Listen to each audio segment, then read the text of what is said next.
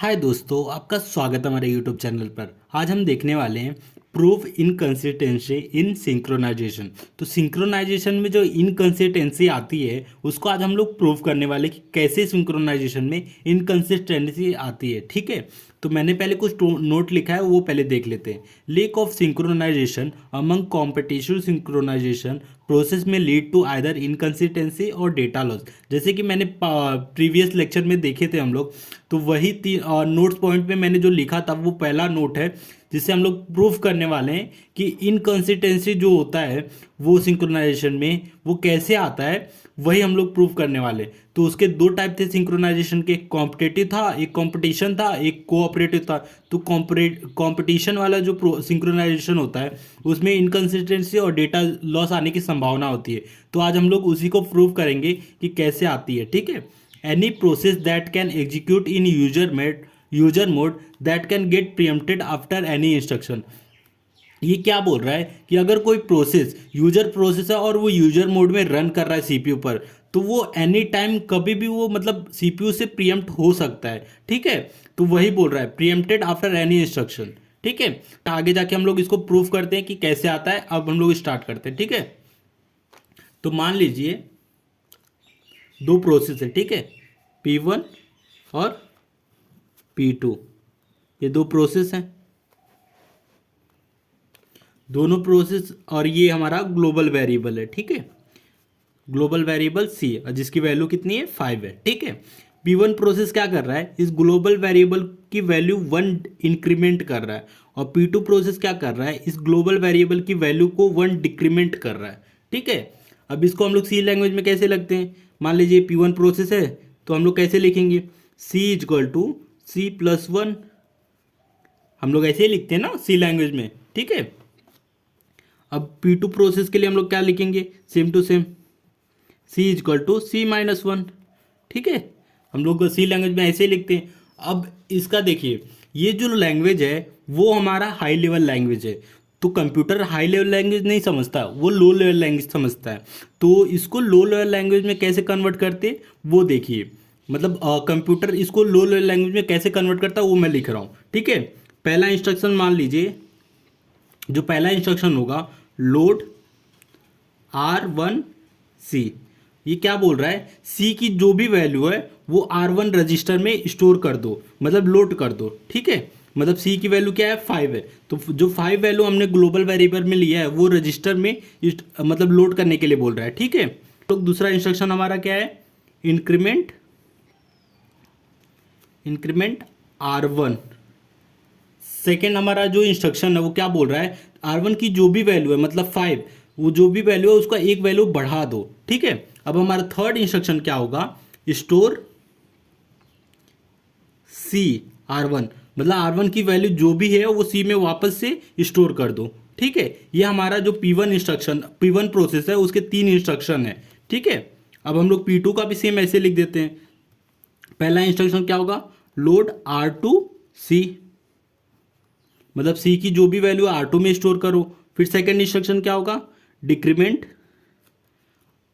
R2। ठीक है, R2 की जो भी वैल्यू है उसको डिक्रीमेंट कर दो एक वैल्यू। ठीक है, अब फिर क्या करेगा, स्टोर C/R2। ठीक है, R2 की जो भी वैल्यू है वापस से C में स्टोर कर दो। तो ये R1 और ये P1 और P2 के जो लो लेवल लैंग्वेज के इंस्ट्रक्शन होते हैं वो मैंने लिखा है। तो आप देख सकते हैं 3 इंस्ट्रक्शन है। ठीक है, ये इसका लो लेवल इंस्ट्रक्शन है। अब इसका सिनारियो देख लेते हैं कि कैसे इनकंसिस्टेंसी आती है। ठीक है, मैं इधर लिख देता हूँ सिनारियो। ठीक है, हम लोग इसको प्रूफ करेंगे कि कैसे मतलब इनकंसिस्टेंसी आती है, तो आपको अच्छे समझ जाएगा। मान लीजिए ये हमारा रेडी क्यू है, जैसे कि हमें ऐसा हम जितने भी शेड्यूलिंग टेक्निक लिए हम लोग ऐसे ही लिए हैं, तो वैसे हम लोग करेंगे। रेडी क्यू है। ठीक है, और ये हमारा ग्लोबल वेरिएबल है, इसकी वैल्यू C ले लीजिए और यहाँ वैल्यू है 5। ठीक है, अब ये हमारा CPU है। ठीक है, ये हमारा CPU है। अब मान लीजिए CPU के पास 2 रजिस्टर है, होते तो बहुत सारे हैं लेकिन हमें यहाँ 2 ही रजिस्टर चाहिए, तो फिलहाल हम लोग 2 ही रजिस्टर लेते हैं, एक R1 और एक R2। ठीक है, 2 रजिस्टर हो गए। अब हम लोग क्या करेंगे, और रेडी क्यू में कौन से प्रोसेस है, P1 और P2 है। ठीक है, तो सबसे पहले एट टाइम टी, हम लोग टाइम टी मतलब फर्स्ट टाइम पे हम लोग क्या करेंगे, P1 प्रोसेस को CPU में लाएंगे एग्जीक्यूशन के लिए। तो ठीक है, P1 प्रोसेस आएगा CPU के पास एग्जीक्यूशन के लिए। ठीक है, P1 प्रोसेस आ गया। अब क्या होगा, P1 की जो भी इंस्ट्रक्शन है वो देखते हैं हम लोग। आप देख सकते हैं पहले लोड R1C, मतलब C की जो भी वैल्यू है वो रजिस्टर R1 में स्टोर करें। ठीक है, C की वैल्यू क्या है 5, तो 5 R1 में आ गया। ठीक है, इसका जो फर्स्ट इंस्ट्रक्शन है वो एग्जीक्यूट हो गया। ठीक है, अब सेकंड मतलब सेकंड इंस्ट्रक्शन हम लोग एग्जीक्यूट करेंगे। सेकंड क्या है, इंक्रीमेंट R1 की जो भी वैल्यू है उसको बढ़ा दो एक, 6 हो गया। ठीक है, वैल्यू 6 हो गया R1 की, तो सेकंड इंस्ट्रक्शन भी हमारा एग्जीक्यूट हो गया। अब बचा थर्ड इंस्ट्रक्शन। तो मान लीजिए थर्ड इंस्ट्रक्शन एग्जीक्यूट होने से पहले ही हम लोग इसको क्या करेंगे, प्रीएम्प्ट कर देंगे, क्योंकि ये यूजर प्रोसेस है तो प्रीएम्प्ट हो जाएगा। ठीक है, प्रीएम्प्ट होने के बाद फिर से भी क्या जाएगा, P1 वापस से चला जाएगा रेडी क्यू में। ठीक है, फिर कौन आएगा, P2 आएगा। ठीक है, P2 को हम लोग लाते हैं। अब ध्यान से देखिएगा, एट टाइम T1 मतलब T1 पे फिर P2 आया प्रोसेस। P2 का पहला प्रोसेस क्या है, लोड R2C, मतलब C की जो भी वैल्यू है वो R2 में लोड करेंगे। तो ठीक है, इसको लोड कर देते हैं 5। ठीक है, फिर सेकेंड इंस्ट्रक्शन हम लोग क्या करेंगे, डिक्रीमेंट कर देंगे। तो एक वैल्यू डिक्रीमेंट करने पे 4 आ गया। ठीक है, सेकेंड इंस्ट्रक्शन भी एग्जीक्यूट हो गया इसका। ठीक है, दो इंस्ट्रक्शन एग्जीक्यूट हो गए। P1 और P2 जितने भी प्रोसेस है P1 और P2 उन दोनों के दो दो इंस्ट्रक्शन एग्जीक्यूट हो गए। लास्ट इंस्ट्रक्शन बचा है।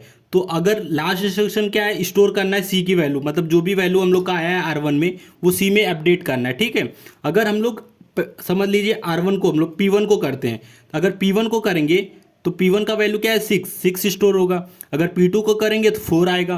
तो मतलब हम लोग कोई भी वैल्यू लें, हमारा वैल्यू क्या आ रहा है, 6 या 4 आ रहा है। ठीक है, और एक्चुअल में क्या आना चाहिए, कोई वैल्यू को अगर एक इंक्रीमेंट कर रहा है और एक डिक्रीमेंट कर रहा है तो वही वैल्यू आएगा। ठीक है, और आ क्या रहा है, 6-4, मतलब इनकंसिस्टेंसी आ रही है। मान लीजिए प्रीएम्प्ट सेकंड प्रोसेस हुआ, फिर इसका थर्ड प्रोसेस भी हम लोग ने एग्जीक्यूट कर लिया। ठीक है, थर्ड प्रोसेस क्या है, R2 को C में वापस से स्टोर कर दो, तो 4 वैल्यू वापस से स्टोर कर दिए। तो क्या आया, हमारा वैल्यू 4 आ गया। ठीक है, अभी हमारा T1 हो गया। अब T1 प्रोसेस कंप्लीट हो गया तो बचा अभी कौन सा प्रोसेस है, P2 कंप्लीट हो गया तो बचा P1 प्रोसेस है। तो P1 को वापस से एग्जीक्यूट करेंगे क्योंकि इसका एक इंस्ट्रक्शन रह गया है। तो ठीक है, P1 को वापस से हम लोग लाते हैं। P1 को जब वापस से लाएंगे तो इसका थर्ड इंस्ट्रक्शन एग्जीक्यूट होगा। थर्ड इंस्ट्रक्शन क्या है, P1 का जो भी वैल्यू है वापस से C में स्टोर करो, मतलब 6 वैल्यू स्टोर करेंगे। जब 6 वैल्यू स्टोर करेंगे तो हमारा फाइनल वैल्यू क्या आ जाएगा, रिजल्ट 6 आ जाएगा। आप देख सकते हैं 6 आ गया। तो हमारा समझ लीजिए P1 का वापस से जो भी इंस्ट्रक्शन था थर्ड वाला वो भी एग्जीक्यूट हो गया और हमारा फाइनल रिजल्ट क्या आ गया, 6 आ गया। ठीक है, आप देख सकते हैं ये मेरा रिजल्ट आया और आना क्या चाहिए था, हमारा 5 आना चाहिए। तो हमारा क्या यहाँ आ गया, क्या आ गया, इनकंसिस्टेंसी आ गया। ठीक है, इनकंसिस्टेंसी आ गया, तो मतलब यहाँ प्रॉब्लम आ गया है। तो ठीक है, इस प्रॉब्लम को हम लोग आगे कैसे दूर करेंगे वो देखेंगे। फिलहाल आप देख लीजिए कि इनकंसिस्टेंसी कैसे आता है सिंक्रोनाइजेशन में। तो ये इनकंसिस्टेंसी ना आए तो हम लोग क्या करेंगे, एक सिंक्रोनाइजेशन मैकेनिज्म चला देंगे। सिंक्रोनाइजेशन मैकेनिज्म क्या करेगा, एक टाइम पे एक ही प्रोसेस को आने देगा CPU पे। तो मतलब एक प्रोसेस आएगा तब आप देख सकते हैं कि ये प्रोसेस कब मतलब इनकंसिस्टेंसी नहीं आता। अगर पहला प्रोसेस पूरा एग्जीक्यूट हो जाता तो हमारा इनकंसिस्टेंसी नहीं आता, लेकिन पहले एग्जीक्यूट होने से पहले प्रीएम्प्ट हो गया है तभी जाके हमारा इनकंसिस्टेंसी आया। तो सिंक्रोनाइजेशन मैकेनिज्म क्या करेगा, पहला जो प्रोसेस है उसको पूरा एग्जीक्यूट करने के बाद ही दूसरा प्रोसेस CPU पर रन करेगा, ऐसा एक मैकेनिज्म चलाएगा सिंक्रोनाइजेशन मैकेनिज्म। तो ठीक है, तो इससे हम लोग इनकंसिस्टेंसी को दूर कर लेंगे। तो आगे हम लोग देखने वाले कैसे सिंक्रोनाइजेशन मैकेनिज्म चलता है जिससे इनकंसिस्टेंसी को दूर करते हैं, वो लोग हम लोग फर्दर के वीडियो में देखने वाले हैं। तो फिलहाल आप देख सकते हैं कि इनकंसिस्टेंसी आ गई है, कैसे आई है वो मैंने प्रूव भी कर दिया है। ठीक है, तो वीडियो अच्छा लगा तो प्लीज़ वीडियो को लाइक और हमारे चैनल को सब्सक्राइब करें।